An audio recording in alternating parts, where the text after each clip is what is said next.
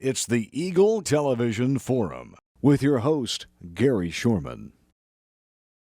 Welcome to the Forum. I'm Mike Kerner in for Gary Shorman this week. The Forum brought to you by Hayes Med. And in with us today is former Senator Janis Lee. Janis Lee, thank you for joining us today. It's a delight to be here. Well, we're going to talk to you about a committee that you've been, appointed to or actually nominated to by the governor, Governor Kelly, and it's a tax commission. And we'll talk about that more in detail in the second half of the show, but I want to talk to you a little bit about your life in the Senate or your life in politics, and actually, I don't know if this is correct or not, but you served on school boards too.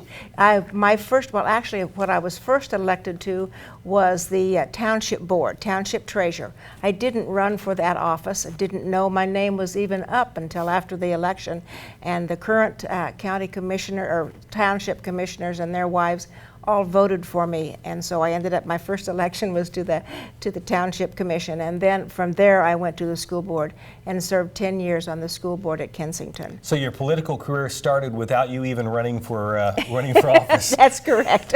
So, and where was that? It's in Smith County. Smith County. Swan Township in Smith County. So you did that for 10 years, the school board, that is. The school board, yes. And then how did it evolve from there? Well, being on the school board, I realized that so much of what was important to us at the school level, at the local school level, happened at the state level, and so I became very interested in state government. Also at that time, I was serving on a couple of other commissions. One was appointed by the governor, Governor Carlin at the time, and I also was on the KASB, the Kansas Association of School Boards, Board of Directors, and served on both of those, which were statewide councils or commissions, and from that became very interested in serving in the Senate, and so made what many people thought was a very foolish decision to run for the Kansas Senate in 1988. So, and you've done that for a little while now. I served for 22 years in the Kansas Senate until in 2011, Governor Parkinson, before he left office, appointed me to the Court of Tax Appeals. And I actually was not approved for that until after Governor Brownback became governor. I had to be approved by the Senate. And so the Senate then in 2011 appointed me to the Court of Tax Appeals. So you've been around the state level political world for a long time. Yeah, quite a few years, yes. And being on a school board and then trying to go into state legislature, you knew a lot from the school boards what they really needed, but it seems like that is always the issue every year, school funding, and how do you work that out? How do you make it work to make everybody happy? And that's probably a really tough thing on the state level. It is, and when I first was elected I started serving in 89 and 90, in the early 90s, is when there was a major change in school finance, when the state took over much of the responsibility for funding schools. Before that, the major part of the funding for schools came from local property taxes, and that was really so unfair because the value of the property per pupil changes so much across the state. Like in Johnson County or in very southwest Kansas with all the oil and gas, there's a huge amount of property per student as opposed to some of the very poor areas like in Kansas City, Kansas, or down in southeast Kansas, Galena. There was like 4,000% difference in how much money you could raise per pupil. And so using just local property taxes. And so I was there. I wasn't part of the committee, but I was there as we dealt with that issue. So a lot of legislators get involved, but it's really tough when there's the turnover too. When Yes. somebody gets elected, somebody's out, you kind of start over each time, Yes. or you're left with something that's left from somebody before. Yes, that's right. That's part of the process. That's why it's very interesting to see different people's ideas of what is the answer. And as I served, having a Senate district, I almost always had 5 representatives that represented part of my Senate district. And I always tried, and we were very successful at it, having our public meetings together. When I would usually arrange the schedule for our coffees, our legislative coffees, but arrange them so that the House members could be at the same public event. And the vast majority were Republicans. I was a Democrat. But I thought that was always good for the constituents because we could always talk, and we found it very easy to stand up together and talk about issues and give different viewpoints, which I thought was good for the constituents to see, because that's what you have to do and have to learn to work together. It's probably kind of tough, not kind of, it probably is tough to work under different governors because then they have totally different administrations. And you, being in the Senate for a long time, you worked under a lot of different governors. When I was first elected, Mike Hayden was the governor. And then from there we went to Joan Finney, and then we went to Bill Graves, and then of course Kathleen Sebelius, and then Parkinson for a couple of years, and then as I left the Senate is when Brownback came in. So you've been around and you've been through I guess the roller coaster ride. Well, it's just fun. They all have different ways that they operate, and they all have different things that they're most interested in. And as a legislature, you have to learn to work with them, try to get what you believe is important, but also work with what they believe is important. So those are the fun things. Now, what was the hardest part about being a legislator, or not even really a legislator, just being around that whole political process? Is it the travel? Is it all of that stuff? Well, probably the travel. I averaged driving 45,000 miles a year every year that I was in the Senate. Because first of all, you went from home back to Topeka almost every week during the session. And then I always had a large district, anywhere from 8 to 10 counties. Because I was a Democrat, always in a Republican district, a majority Republican, I attended many, many functions. And so, as I said, I drove about 45,000 miles a year. But I didn't really mind driving that much. It's just that it takes a lot of time to do that.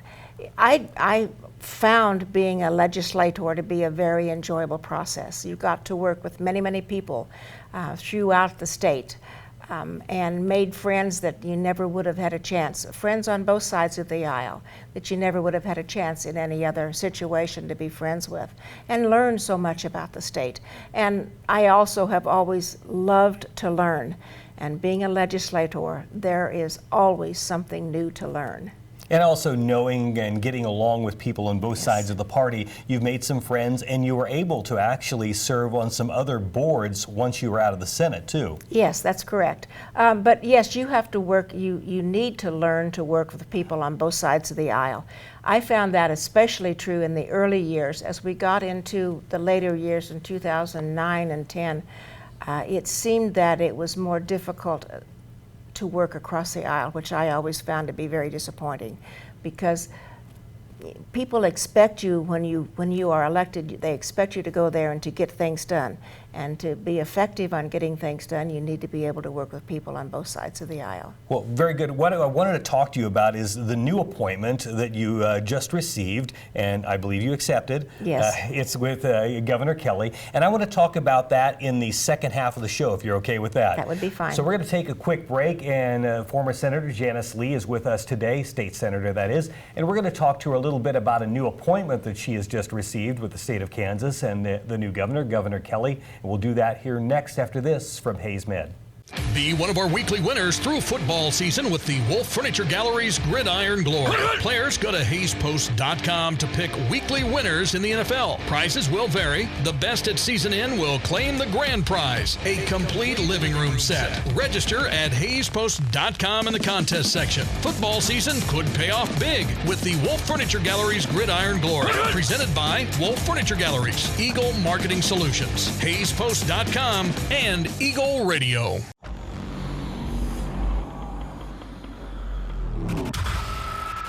Someone in here with us?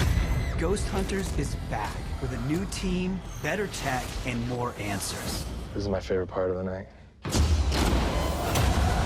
had to flee our home. I've been doing this for 30 years. I chase the truth. Only with the truth can I truly help someone. Whoa! Ghost Hunters returns Wednesdays at 9 on A&E.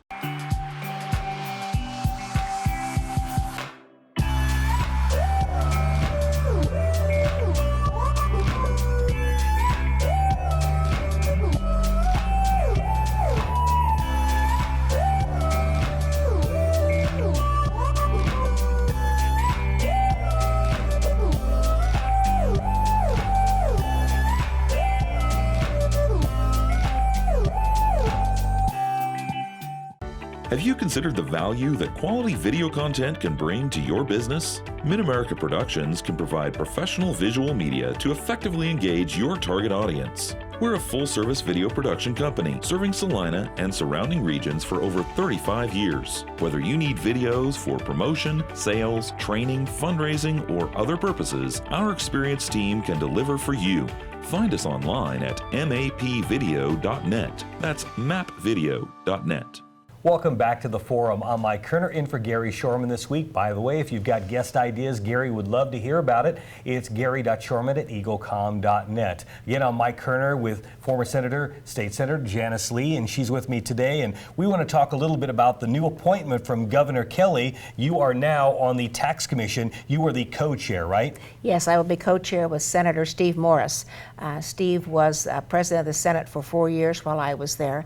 And Governor Kelly tries to do everything in a bipartisan manner, and that's why she wanted to have both Steve and myself as co-chairs. And Steve from Southwest Kansas, so yes. Two rural people serving. That's correct. There are many of the other, well, be 17 of us all together, and many of the others are from more urban areas. But yes, there will be rural representation. So let's talk about this tax commission that's being formed. What exactly will you be hearing? What will you be researching? What will you be doing? Reading a lot, I would assume. Yeah, oh yes. In fact, I've just been looking at, there was a tax commission under John Carlin in 1985, I'm sorry. Another one under Mike Hayden in 1988, and then a third one under Bill Graves in 1995, looking at various issues in the tax realm. We're to look at what needs to be done. For many years, the state tried to have looking at state and local government having a balance, what's called a three-legged stool between income tax, sales tax, and property tax. Now, property tax is done mostly by local government, but the state can be involved in various ways to alleviate some of the property tax burden. With the tax changes that were made during the Brownback administration, that became very skewed, and property tax now carries too much of the burden. And so one of the things that the governor wants us to look at is how do we get back to that three-legged stool, having more of an equity between income, sales, and property tax. By the way, Ellis County has the lowest property tax in the state. We're very, very lucky here in Ellis County. You know, you talk to people in the city and they don't seem to think that, but if you go with the facts. Yes. So let's talk about that a little bit. Will there be lobbyists that come in to talk to you about this, or will it just be people that are experts in the field? Mainly we'll be dealing with experts in the field. First of all, we'll do a good background. Our first meeting is September 24th and 25th.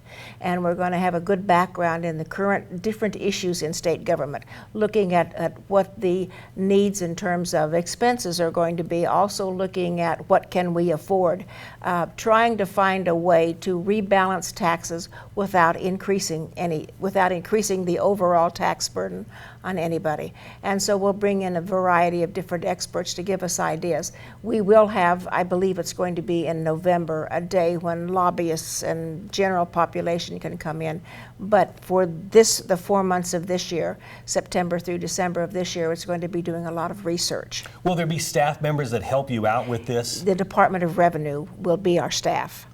And so I'm looking forward. I've already been working with them and looking forward to continuing to work with them. So this is not in like a big courtroom kind of thing. It's in a little room probably, and no, it'll probably be.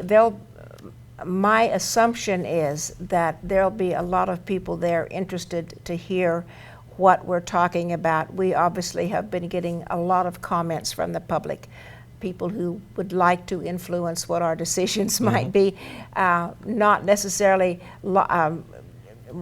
talking to us formally as a committee, but talking to us on the side. But it sounds to me from what you've said, a later date that will happen. Yes, we'll have a day. These meetings will be a day and a half meetings, and we will have a day when they can come in and formally present to us. So it's possible some of tax code may be taken away, some might be added, but it's all suggestion at this point, and it would have to go through legislators. Exactly. We are an advisory commission to the governor, and we'll bring her our initial advice in December of 2019, and then we will work again next year on further issues and make our final presentation, our final recommendations in December of 2020. So does that recommendation go directly to the governor, or does it go House, Senate, and work its way in? No, it goes directly to the governor. And then she brings it back down then through the process? She will determine what she likes and what we bring to her, although we work in close communication with the governor. Governor Kelly is actually a very close friend of mine. We shared an office suite for 6 years and have done a lot of work together. So I know that Governor Kelly and Senator Morris get along very well as well. So we want to bring her back the information, the background on the information that she needs. We want to look at having things that are equitable, but bring stability to our government.